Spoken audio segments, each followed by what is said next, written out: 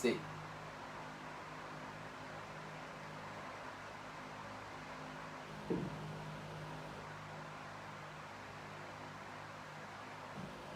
Ok, vamos. Sí.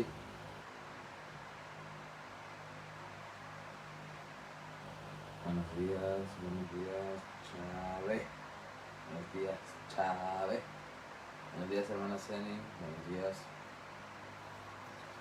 ¿Quién más tenemos por ahí? Ahí me alcanza a ver mi celular.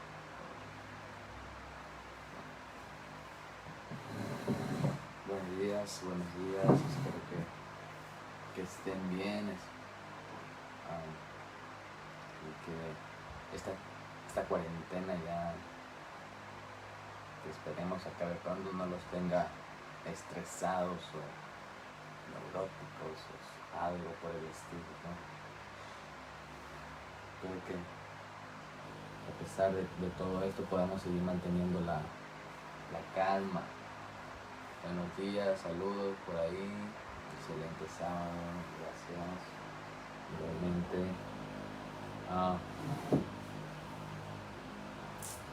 Buenos días, bendiciones para todos, Dios les bendiga, hermanos. Me da mucho gusto poder estar aquí otra vez, un sábado más. Ya estoy de planta los sábados, creo yo. Dicen por ahí que soy el sabático. Entonces, espero que estén bien, hermanos. Espero que en esta cuarentena o en esta semana hayan podido ver la fidelidad del Señor. Desde lo más pequeño, desde lo más mínimo, podamos ver que Dios sigue siendo bueno, sigue siendo fiel, porque Él no cambia, Él es inmutable. Esa es una de las diferencias que tiene el Creador con sus criaturas, el Dios soberano y aquellos que hemos sido creados. Pero gracias a Dios que Él es así, ¿no? Que Él no cambia, y que no importa qué circunstancias estemos pasando. Y como decía, yo espero que no estén ya con ganas de jalarse de los cabellos unos con otros, sino que podamos seguir mostrando el amor de Cristo, inclusive con nuestras familias, ¿no? Si tienen hermanos, con nuestros papás, yo con mi mamá, que podamos reflejar eso en lo cual Cristo nos manda a hacer, ¿no? Ámense los unos con los otros para que los demás puedan ver que somos sus discípulos.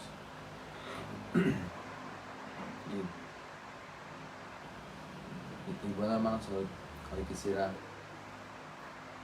hacer algo, no sé,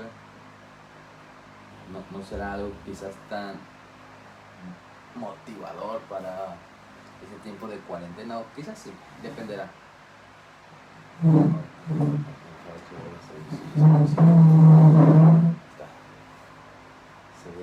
Me dicen,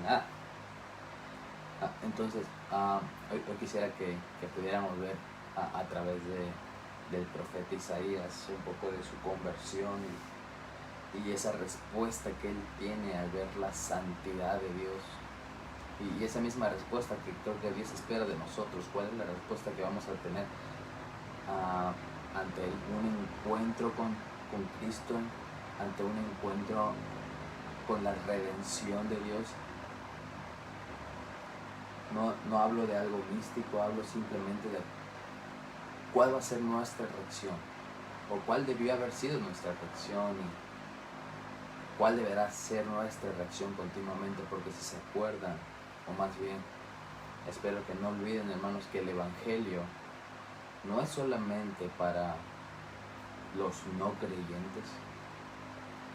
Al contrario, el Evangelio es para los creyentes. Yo no espero, hermanos, que usted y yo o ningún creyente en el mundo piense que el Evangelio solamente sirve para el día en que fuimos salvados y el resto de nuestro peregrinaje ya el Evangelio no tiene relevancia. No, hermanos, el Evangelio salva a los pecadores. No olvidemos que seguimos siendo pecadores. Entonces, ¿cuál debe de ser nuestra reacción al ver la cruz de Cristo? ¿Cuál debe de ser la reacción al ver el significado de la cruz y ver nuestra salvación? ¿Alguna vez se ha preguntado usted o te has preguntado de qué me salvó Dios?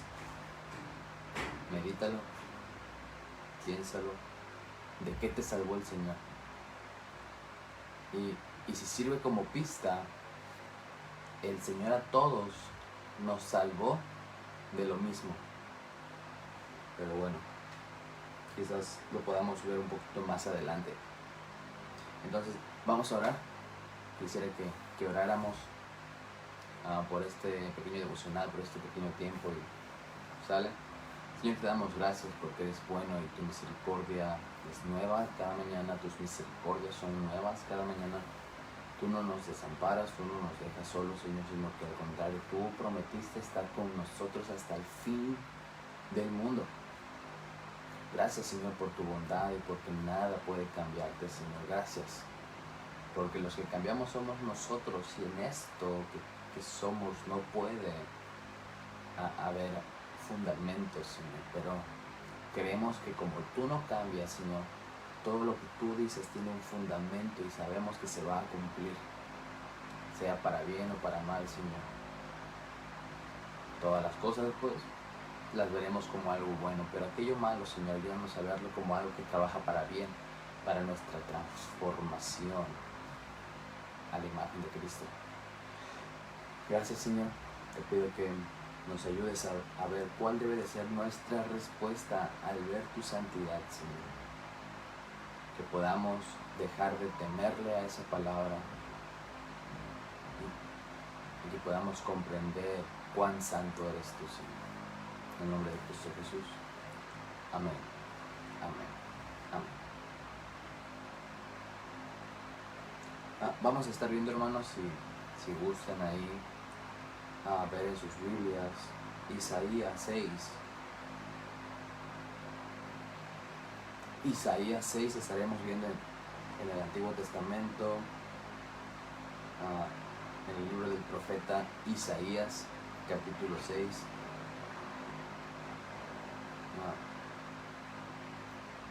Vemos cómo Dios usa al profeta Isaías para, al menos al principio, traer condenación a una nación suya. No hay, ¿cómo se llama? No hay manera de censurar ciertas palabras que Isaías usa en contra de esta nación.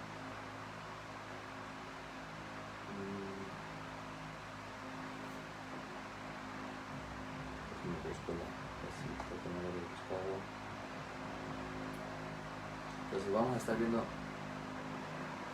Isaías 6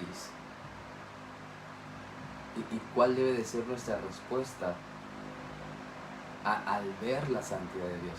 Quizás no lo veremos al modo en que Isaías lo vio, pero hermano, Isaías no tenía el panorama completo de la historia redentora de Dios.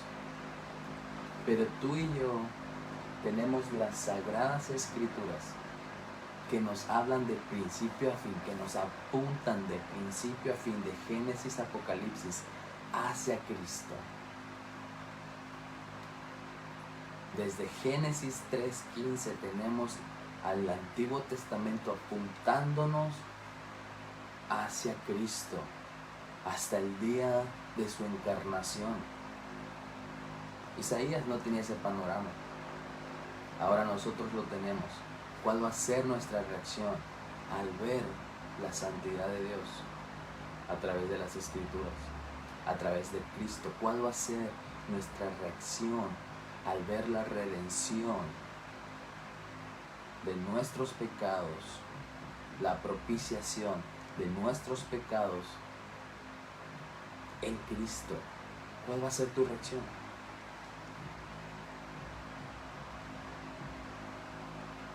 Entonces, en el profeta Isaías, o más bien en el capítulo 6 del profeta Isaías, del libro de Isaías, podemos ver que ahí está recibiendo lo que podemos llamar como su llamado. Dios lo llama para hacer ciertas cosas, a pesar de que en el capítulo 1 ya había recibido una visión, ¿no? Entonces podemos ver en el capítulo 1 que Dios ya habla con Isaías, ya le da palabra para poder darle a ese pueblo pecador, a ese pueblo que ha ido en contra de Dios. Pero no es sino hasta el capítulo 6 que veremos este llamado y esta respuesta que ojalá usted y yo podamos tener. Vemos en los primeros capítulos cómo Isaías, de parte de Dios, condena con dureza, es duro para con los pecados de aquellos que se dicen ser el pueblo de Dios. Aquellos de quienes Dios espera adoración, pero es lo último que reciben, es lo último que recibe de ellos. Por el contrario,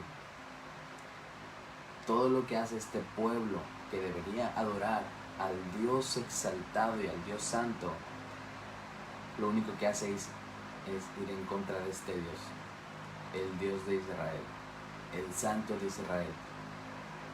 No lo adora, peca en contra de él.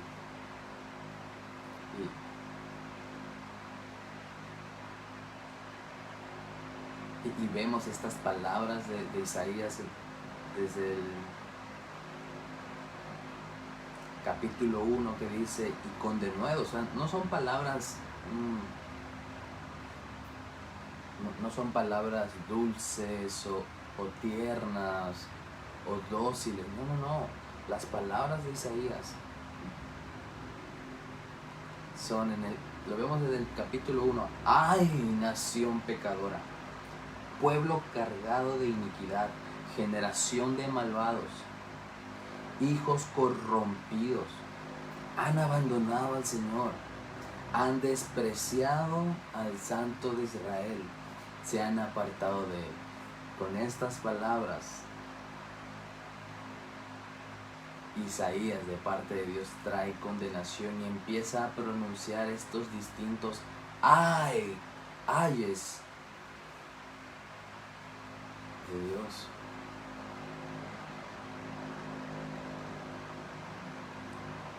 Este grito desesperado, ¡ay, nación pecadora!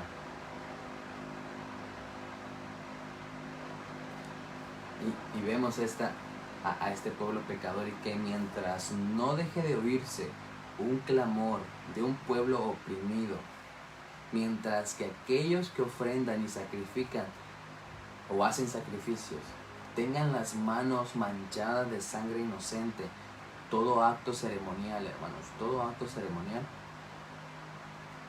dentro del templo no será más que actos deshonestos, llenos de pecado y vacíos de contenido, de significado. Y quizás es buen momento para vernos a nosotros mismos en esa situación. Que tú y yo, y que todo el mundo, toda la raza humana, ha ido en contra de su Creador. Yo he ido en contra del Dios Santo, yo he pecado en contra del Dios Santo. Y quizás de manera directa te digo, tú has pecado en contra del Dios Santo. ¿Quién podrá estar de pie delante del trono de Dios sin Cristo? Aférrate a Cristo, busca a Cristo, porque no hay manera de que salgamos bien librados en el día del juicio final si Cristo no es nuestro abogado. Isaías había visto con sus propios ojos, o quizás Dios le dejó ver todo el pecado que había en el pueblo de Dios, un pueblo escogido.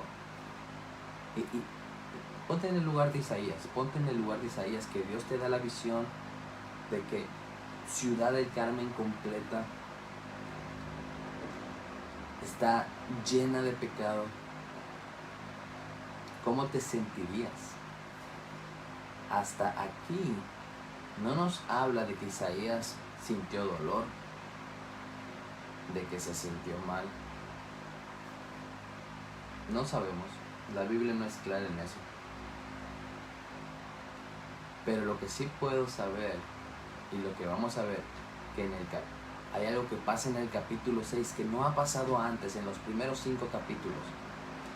Y yo creo que en estos primeros 5 capítulos hay algunos pedazos en el cual Isaías habla de redención y habla de perdón, de que el pueblo vuelva al arrepentimiento, pero la mayor parte es traer condenación al pueblo que ha pecado en contra del Dios Santo. Yo me imagino a Isaías que Dios le muestre el pecado de estas personas, pero hasta ahí Isaías no había visto su propio pecado.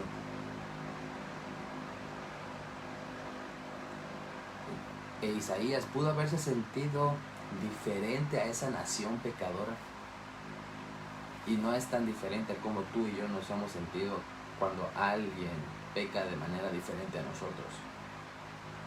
No caigamos, hermanos, en ese punto en el cual si alguien peca de manera diferente a mí o a ti, no pienses que es más pecador que tú.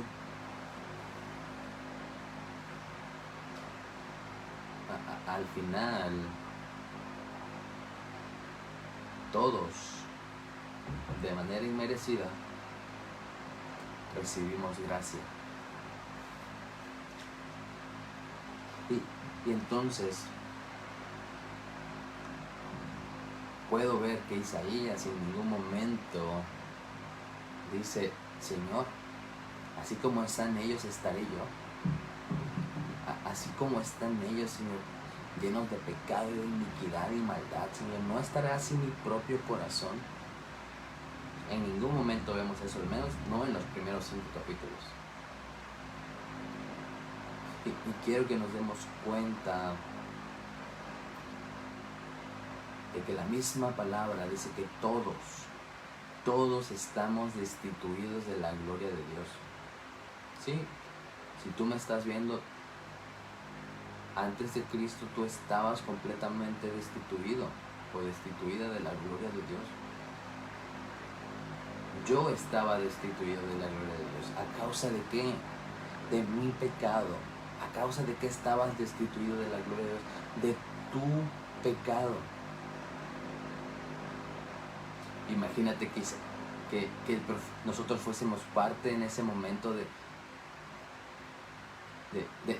esa condenación que Isaías trae. Imagínate ver a Isaías a Isaías aquí en Ciudad del Carmen y que diga: ay nación, o ay isla pecadora, pueblo cargado de iniquidad, generación de malvados, hijos corrompidos. Imagínate nosotros estando dentro de ese pueblo, recibiendo esa condenación lanzada por Isaías.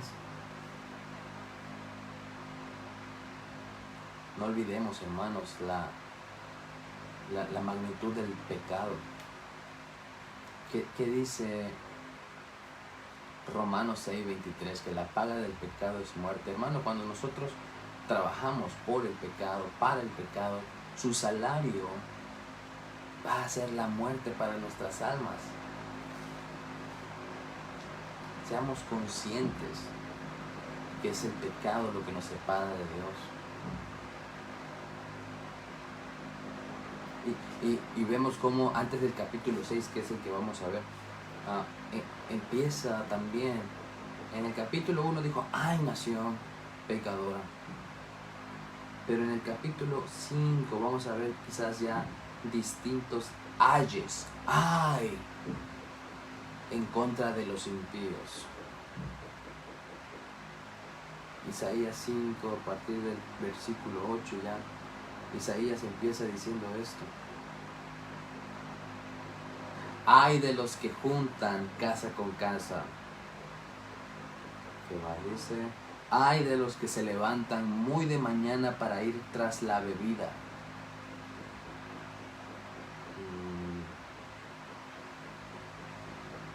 Ay de los que arrastran iniquidad con cuerdas de falsedad. Ay de los que llaman al mal bien. Ay de los sabios a sus propios ojos e inteligentes a sí mismos. Ay de los héroes para beber vino.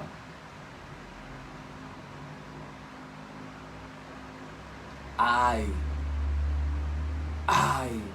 para esta nación pecadora, para estos impíos. Hasta este punto, Isaías no había entendido nada de lo cual le había estado diciendo o había estado diciendo en contra de otras personas. Isaías había estado promulgando condenación por el pecado de las demás personas, pero no había entendido o no se había visto en ningún momento en esa misma situación. Que en ningún momento pueda pasar esto con nosotros. En ningún momento promulguemos condenación sin previamente vernos a nosotros mismos a la luz de esa condenación.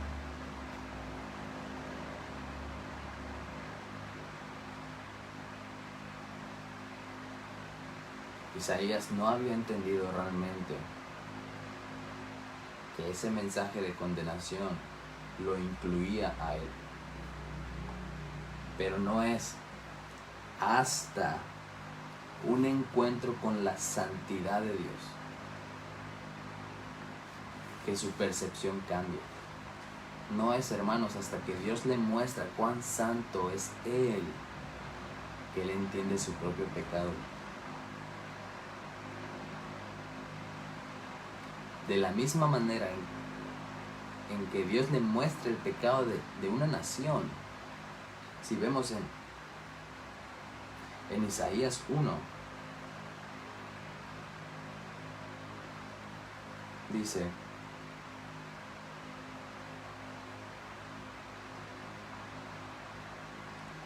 Isaías 1, versículo 1 dice, visión que tuvo Isaías. Visión que tuvo Isaías. Mucha luz. Vemos que Dios le revela a Isaías el pecado de una nación por medio de una visión. Dios habla con Isaías. Isaías no entiende el mensaje, o lo entiende a medias quizás. Pero vemos ahora en el capítulo 6 de una manera similar, al menos la Biblia que uso dice visión de Isaías. En el capítulo 1 vemos una visión que tuvo Isaías, y en el capítulo 6 vemos visión de Isaías. Vemos cómo Dios le habla al profeta Isaías, o le tuvo que hablar una vez más para mostrarle su pecado.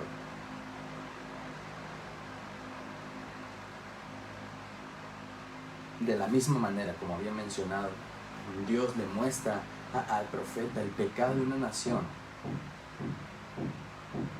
Así también le mostrará su propio pecado. Recordemos que dice Pablo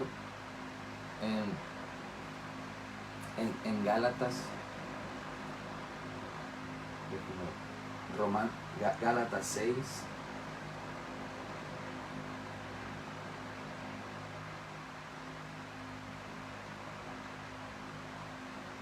Gálatas 6:1. Hermanos, aún si alguien es sorprendido en alguna falta, ustedes que son espirituales, restáurenlo en un espíritu de mansedumbre, mirándote a ti mismo, no sea que tú también seas tentado. Quizás esto no pasó por la mente de Isaías. Simplemente dijo, voy a hacer lo que Dios me manda, los voy a condenar porque son una nación pecadora. Pero hasta ahí. Es como si fuera solamente el 50% del trabajo, ¿no? Isaías no se vio a sí mismo como alguien pecador. Al menos no hasta el capítulo 6. Entonces Isaías tiene un encuentro, tiene una visión. Dios le permite ver su santidad. Dios le muestra su propio pecado.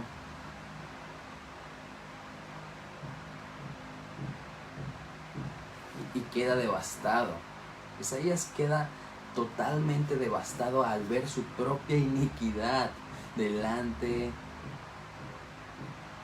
de Dios, de la santidad de Dios. Y quizás, como diría un pastor de antaño, quizás fue hasta un evento traumante, pues había sido expuesto a la santidad de Dios.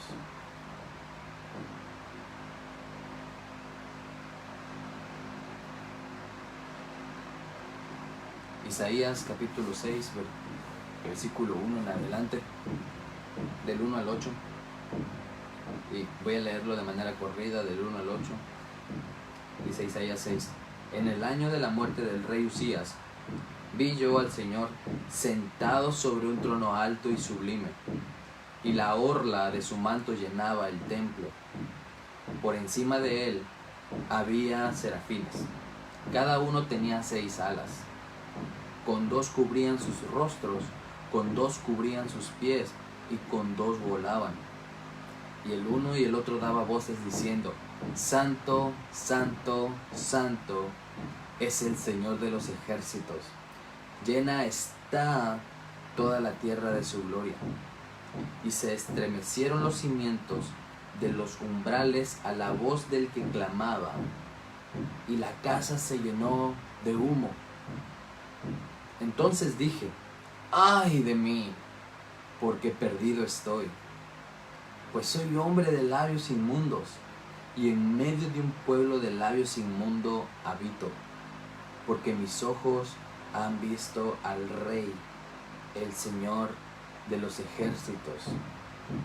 Entonces voló hacia mí uno de los serafines con un carbón encendido en su mano, que había tomado del altar con las tenazas. Con él tocó mi boca y me dijo: esto ha tocado tus labios, y es quitada tu iniquidad, y perdonado tu pecado. Y oí la voz del Señor que decía: ¿a quién enviaré? ¿Y quién irá por nosotros? Aquí estoy, envíame a mí, le respondí. Quizás a manera de resumen, lo que este devocional o lo que veo yo en estos pasajes, la respuesta de Isaías a la santidad de Dios es: heme aquí, envíame a mí. Y pudiéramos terminar la transmisión, pudiera yo decirles: hermanos, la respuesta a la santidad de Dios es: heme aquí, envíame a mí. Pero hermanos, para que Isaías llegara a esa respuesta, tuvo primero que ver su pecado. Primero. Segundo,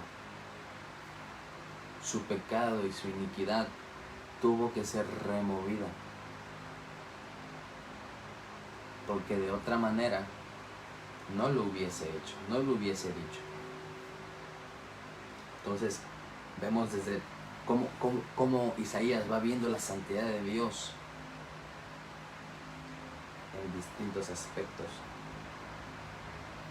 En el año de la muerte del rey Usías vi yo al Señor sentado en un trono alto y sublime. Isaías aquí describe a ese Dios el cual su santidad lo hace ser trascendente. Hermanos, necesitamos entender quizás la palabra santidad y que de manera irónica o que no vamos a entender es cómo ese atributo de Dios es un atributo comunicable.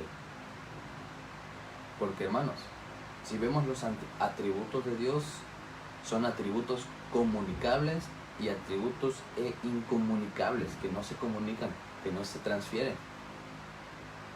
Los atributos que no se transfieren, los intransferibles o incomunicables, como su infinitud, que Él es eterno, su autoexistencia, que nada lo creó a Él, Él es autoexistente, Él existe desde el principio del tiempo, su simplicidad. Hermanos, Dios es tan simple, no en un sentido simplista, sino que en Él no hay ningún problema entre sus atributos. Los atributos de Dios no se pelean entre sí ni generan incongruencia.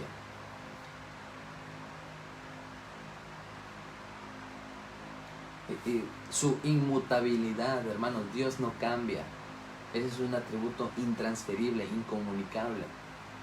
Nosotros cambiamos, el tiempo nos hace cambiar, no somos los mismos que éramos antes, pero tampoco somos lo que seremos en un futuro.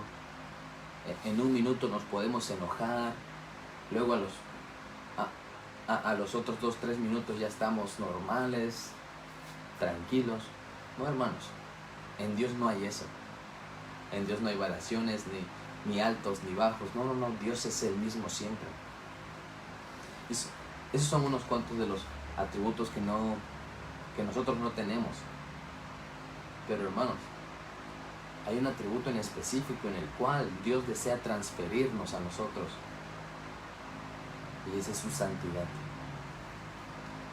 Aunque la santidad aplica de diferente manera tanto para Dios como para nosotros, debemos de entender que la santidad aplicada a nosotros es buscar renovar nuestra mente y que no se amolde a este mundo. Y eso nos hace ser diferentes, nos aparta de aquellos que no conocen a Cristo. Y no apartarnos en un sentido de ponernos en una burbuja, sino en el modo de pensar, en el modo de actuar. Y es que Dios nos ha llamado a ser santos como Él es santo, nos ha llamado a ser diferentes, nos ha apartado para Él, para su gloria, para exaltar su nombre, no para buscar lo propio, no para buscar lo que los incrédulos buscan. Pero en Dios la santidad aplica de diferente manera debido al pecado, porque en Dios no hay pecado y en nosotros sí. Al ver la santidad en Dios, podemos ver que Dios es un ser absolutamente bueno y en que en Él no hay falla de moralidad. Eso es a lo que Dios nos llama, por decirlo así. Dios nos llama a poder cumplir con su ley, a buscarla, para no en mi corazón he guardado tus mandamientos para no pecar contra ti, dice el salmista, dice el rey David. Pero vamos a fallar. lucharemos con el pecado una y otra vez y fallaremos una y otra vez. Pero hermanos, en Dios no hay eso. Y esa es una perspectiva o un lado de la santidad de Dios. El otro lado lo podemos ver en donde dice: vi yo al Señor sentado en un trono alto y sublime. Hermanos, eso me habla a mí de la trascendencia de Dios, que Dios está por encima de todo. Dios está por encima del universo mismo, por encima de la tierra, por encima de nosotros que somos sus criaturas. Dios es trascendente, está por encima de todo lo demás. Eso no quiere decir que sea un Dios lejano, no. Es un Dios trascendente, un Dios que está por encima de todo, pero es un Dios cercano, es un Dios personal. Esta visión de ver al Señor en un trono alto y sublime es una visión de ver un Dios soberano que reina por encima del universo, por encima de cualquier circunstancia, incluyendo el coronavirus. Y luego continúa diciendo: y la orla de su manto llenaba el templo. Hermanos, buscando y viendo ahí en internet, dice aquí: la orla de su manto llenaba el templo. O sea, su manto por completo llenaba el templo. Y yo buscando ahí y escuchando, pude encontrar es que en el récord Guinness, la cola más larga de un vestido de novia es de 3 kilómetros. 3 kilómetros para una cola de un vestido de novia. Creo que es de aquí, es la Guada, creo que es, no sé. Y otro ejemplo es que la cola que usaba la reina Isabel en su vestido el día de su coronación era un poco más de 5 metros, como 5 metros y medio.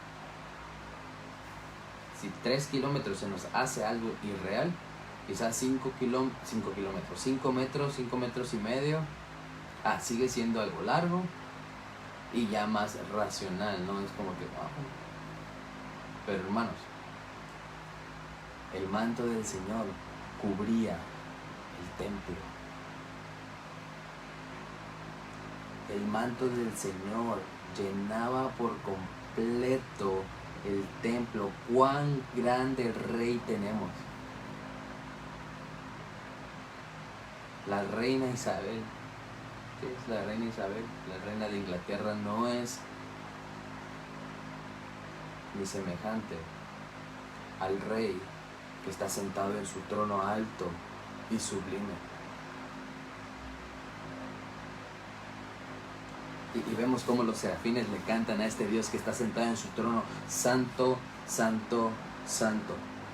Hermanos, en toda la Biblia podemos ver distintos atributos de Dios, pero este es el único, hermanos, que está elevado a su máxima potencia, a la tercera potencia. Santo, santo, santo. El pastor R.C. Sproul dice esto: mencionar algo 3 veces seguidas es elevarlo a su grado superlativo y adjudicarle un énfasis de super importancia. Es en este atributo, hermanos, en de la santidad, en el que vemos la diferencia entre el Creador y las criaturas. Isaías ve tal diferencia entre el Dios Santo y Él, que lo único que pudo sentir fue devastación, fue estar fragmentado, fue dar un grito de dolor, de desesperación. Hermanos, para Isaías no fue nada fácil, ni mucho menos alegre. No quiere decir que después no le haya dado alegría, pero en ese momento, el estar frente a la santidad de Dios, lo único que lo llevó a exclamar fue: ¡ay de mí! Porque perdido estoy. Pues soy hombre de labios inmundos y en medio de un pueblo de labios inmundos, porque mis ojos han visto al Rey, el Señor de los ejércitos. ¡Ay de mí! ¿Cuál es tu reacción al ver tu propio pecado a la luz de la cruz del Calvario? ¿Cuál es tu reacción? ¿Cuál es nuestra reacción al ver nuestro propio pecado matando al Hijo de Dios? Porque tú y yo crucificamos a Cristo por nuestro pecado. Obviamente Cristo lo hizo de manera voluntaria, pero la razón, el motivo de la cruz fue nuestro pecado. Isaías exclama: ¡ay de mí! Esos ay o ayes que había estado exclamando para condenación contra otras naciones, contra otra nación, contra otras personas, ahora lo exclama para sí mismo: ¡ay de mí! Y que podamos, hermanos, ver la santidad de Dios, y que lo único que en nuestro corazón y en nuestra mente exista es un ay de mí, que soy pecador. Otro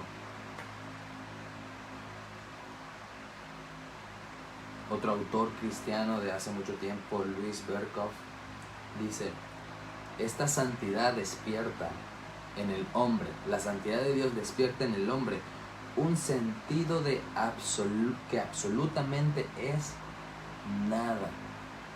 Al ver la santidad de Dios nos debemos de dar cuenta cuán pequeños somos y cuán diminutos somos ante la majestuosidad, ante la grandeza de ese Dios santo. Y es así como Isaías se sintió, que era absolutamente nada ante la santidad y trascendencia de Dios. Se sintió tan pequeño, tan devastado. Ay de mí, que no haya ningún otro pensamiento, hermanos.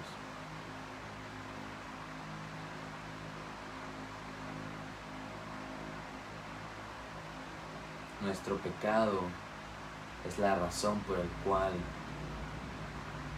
Cristo vino y se encarnó de manera voluntaria. Y podemos recordar que de tal manera amó Dios al mundo, que ha dado a su Hijo unigénito, para que no se pierda, para que en Él, todo aquel que en Él cree no se pierda, mas tenga vida eterna. Porque el Hijo no vino para condenar, sino para salvar, para rescatar, para llamar lo que se había perdido. Hermanos, el motivo de Cristo en la cruz no es condenarnos. El motivo de Cristo en la cruz es salvarnos de la ira de un Dios santo. Sí, hermanos. Si usted o yo, si hoy yo fallezco, muero sin Cristo, estaré delante del trono de Dios, parado con mis obras, diciéndole: pero yo ayudé a esta persona, yo fui generoso, nunca me porté mal con mis padres, tratando de defenderme para no recibir la ira de un Dios airado contra el pecado. Y no es un pecado dirigido en cualquier dirección, no, es un pecado dirigido en contra del Dios Santo. Pero por amor, Dios Padre manda voluntariamente a la segunda persona de la Trinidad para recibir todo ese castigo que usted y yo merecemos. Como diría el apóstol Juan, porque Cristo es la propiciación de nuestros pecados. Que es propiciación, es aplacar la ira. Porque en la muerte de la cruz, en la muerte de Cristo en la cruz, la ira de Dios es satisfecha. La justicia de Dios es impuesta y su misericordia es revelada para nosotros. Puedo ver de un lado la ira de Dios cayendo sobre Cristo a tal punto de decir: Dios mío, ¿por qué me has abandonado? Porque este Dios santo, en el cual Isaías tiene una pequeña visión, no puede ser relacionado con el pecado. Isaías no podía recibir su llamado, o no podía ser mandado para seguir haciendo lo que Dios le había mandado, sin antes limpiarlo de su propio pecado. Vemos en los primeros 5 capítulos que Isaías recibe una visión para condenar, pero Isaías no se había puesto, no había pensado que él también estaba bajo condenación. Se veo en la cruz de un lado la ira de este Dios omnipotente cayendo sobre Cristo por causa de nuestros pecados, porque tu pecado y mi pecado tenía que ser castigado, y hay un sustituto para recibir ese castigo, que es Cristo Jesús. Y del otro lado, hermanos,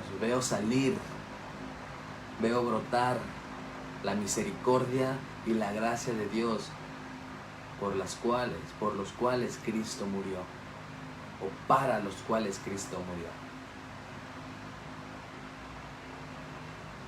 No pienses solamente, hermanos, en la cruz y veas solamente la pura gracia y la pura misericordia del Señor.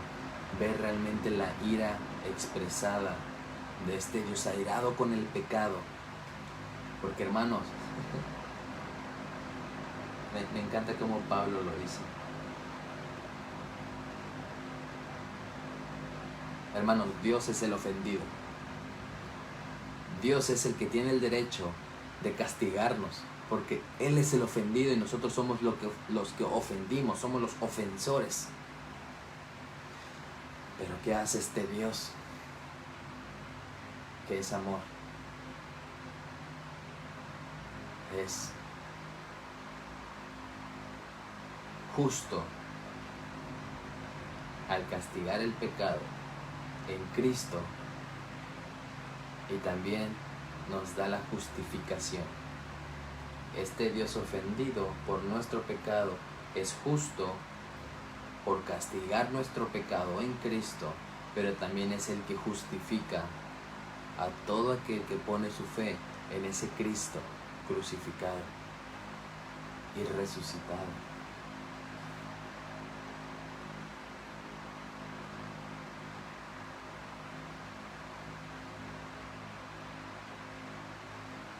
Entonces voló hacia mí uno de los serafines con un carbón encendido en su mano, que había tomado del altar con las tenazas. Con él tocó mi boca y me dijo: esto ha tocado tus labios y es quitada tu iniquidad y perdonado tu pecado.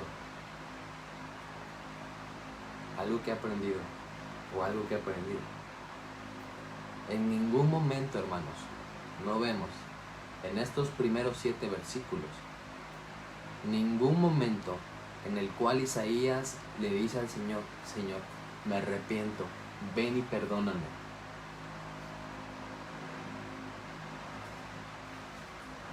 En Primera de Pedro 1, 20 o 21 dice que el plan de redención, el plan de que Cristo viniera a la tierra y se encarnara y que Dios se volviese hombre, estaba desde antes de la fundación del mundo. Antes de que todo existiese, el plan ya estaba puesto. ¿Qué quiere decir eso? Que fue, ¿cuál es la palabra? Fue iniciativa de Dios el plan de redención. Y aquí Isaías no le dice: Dios, ven y perdóname, quita mi pecado. No. Isaías simplemente se da cuenta de su pecado y es iniciativa de Dios mandar un serafín y que con un carbón encendido, yo me imagino tan ah,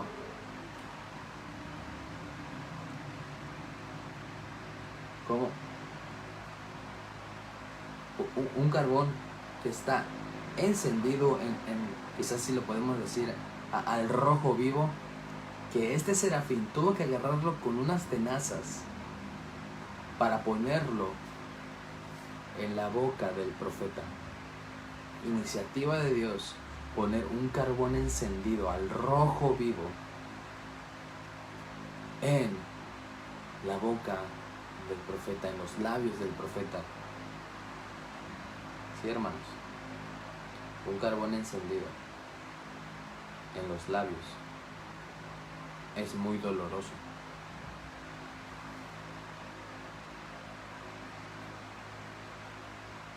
Me muestra aquí la imagen de que quitar el pecado es un acto doloroso. En Isaías, a Isaías quizás le dolió el que le hayan quitado su pecado, porque fue él quien recibió ese carbón en sus labios. Pero si miramos hacia más adelante, Isaías no lo tenía en mente. Pero como dije al principio, nosotros tenemos la palabra de Dios completa, la historia de la redención. Y este acto doloroso es infinitamente pequeño a comparación del acto doloroso que habría Cristo de sufrir en la cruz para quitar tu pecado y mi pecado. Para que Dios no tuviese que poner en nuestros labios un carbón encendido y a nosotros nos doliera. Esa acción de doler la sufrió Cristo en la cruz. ¿Y cuál va a ser tu respuesta? ¿Cuál va a ser tu inclinación? ¿Hacia dónde vas a ir tú al saber que aquel que fue colgado en un madero se hizo maldito para que tú fueses bendito ante los ojos del Señor? ¿Cuál va a ser nuestra reacción? ¿Cuál va a ser nuestra respuesta ante dicha santidad? ¿Cuál va a ser nuestra motivación para servir a la iglesia? ¿Cuál va a ser nuestra motivación para servir a nuestro prójimo? ¿Cuál va a ser tu respuesta al conocer que tu pecado te separa de Dios? Y que para que ya no hubiese más separación entre el hombre y Dios, Cristo tuvo que sufrir dolorosamente el castigo por nuestros pecados. Aquello que a Isaías le pudo haber dolido en sus labios, a Cristo le dolió en su cuerpo.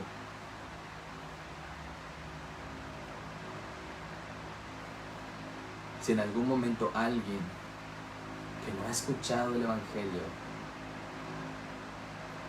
ven a Cristo.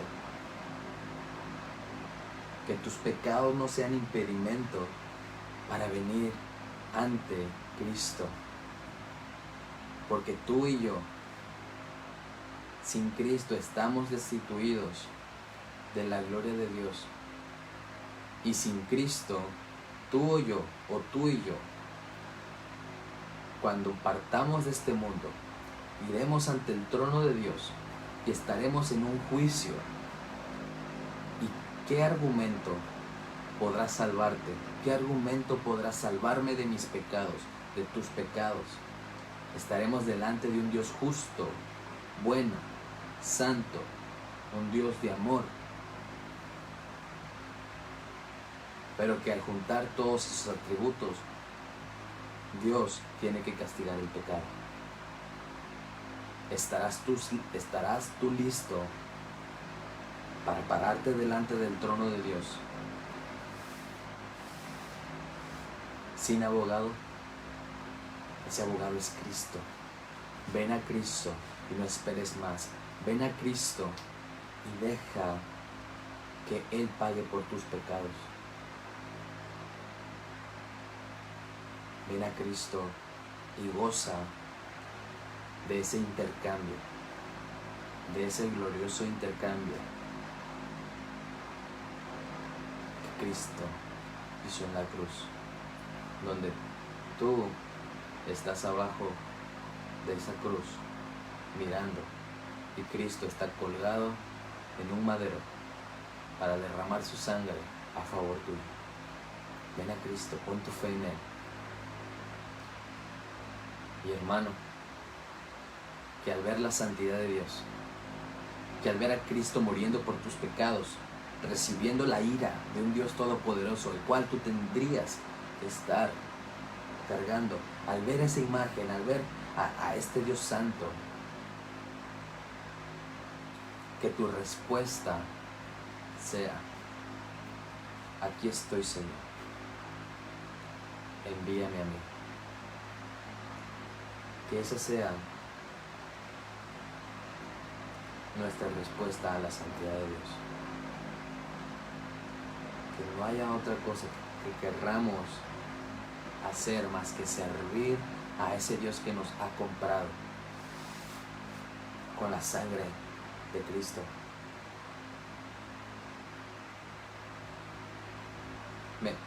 Siempre me gusta, o desde que la leí me gusta esta frase de John Piper, que dice: Dios,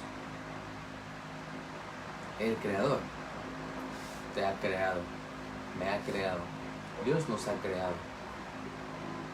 pero como nosotros nos rebelamos, Dios el Redentor nos ha comprado. Así que ahora tú y yo somos de Dios por partida doble. Somos doblemente de Dios porque Él nos creó y Él nos compró.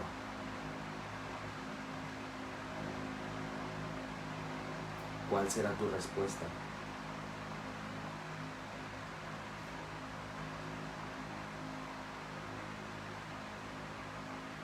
¿Cuál será? Señor, heme aquí, envíame a mí. Es en ti, Señor, que mis pecados son perdonados. Es en ti, Señor, que puedo ver mi transgresión, pero también puedo ver tu gracia para limpiar mi transgresión. Ayúdame, Señor, a vivir para tu gloria. Ayúdame, Señor, que no haya nada en mi vida que yo quiera hacer más que vivir para ti. Enséñame, Señor, a estar consciente de tu santidad en todo momento y a perseguirlo también, Señor, a perseguir ese atributo que tú has comunicado, que tú has dejado como comunicable para nosotros, para vivir una vida que refleje más tu santidad, para entender que es Cristo quien tomó mi lugar para poder cargar con la ira, con la santa ira de Dios,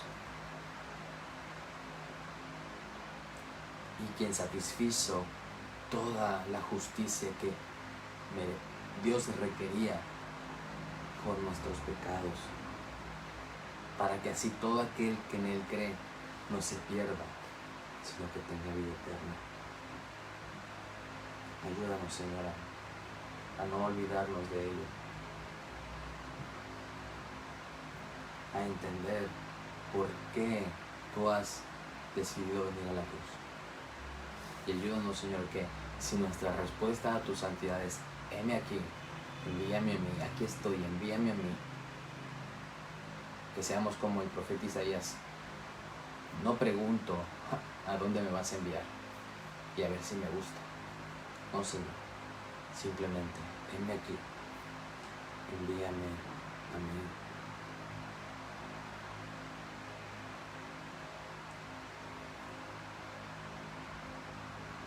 Gracias, Señor, y te pido que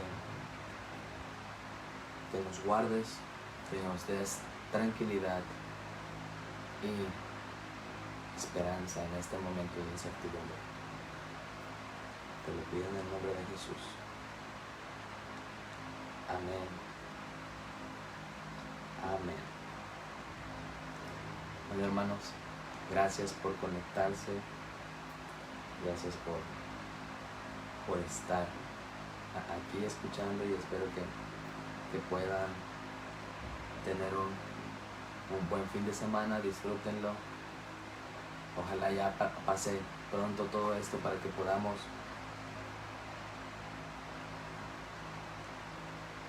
reunirnos todos juntos y alabar a nuestro Salvador. Cuídense, hermanos, un saludo y un abrazo, y Dios los bendiga.